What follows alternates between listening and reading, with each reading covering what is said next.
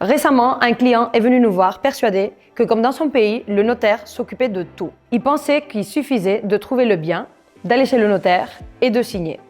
La réalité, c'est qu'en Espagne, le notaire intervient très tard dans le processus d'achat. En Espagne, le notaire authentifie et formalise l'acte, mais il ne réalise pas un audit complet du bien.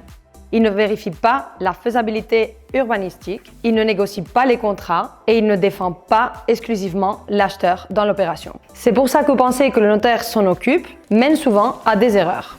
En Espagne, la sécurité se construit avant d'arriver au notaire. Il faut un professionnel qui représente uniquement l'acheteur, aussi bien pendant la recherche que pendant la négociation et les contrats préalables jusqu'à la signature au notaire, puisque l'agence vend et le notaire formalise. Mais quelqu'un doit protéger l'acheteur tout au long du processus.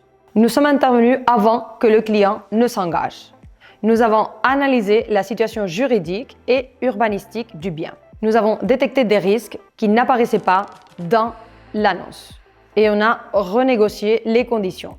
Et surtout, nous avons réorganisé le calendrier pour qu'au moment d'arriver chez le notaire, tout soit clair et sécurisé. Le client a acheté en toute sérénité. Il savait ce qu'il signait, pourquoi il signait et que l'opération avait du sens.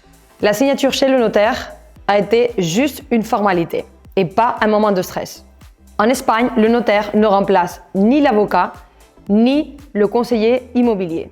Et l'agence ne représente pas l'acheteur, mais le vendeur. Bien acheter, ce n'est pas le faire seul. C'est d'être accompagné de la bonne manière. Si vous envisagez d'acheter en Espagne et que vous pensez que le processus est similaire à celui de votre pays, écrivez-nous.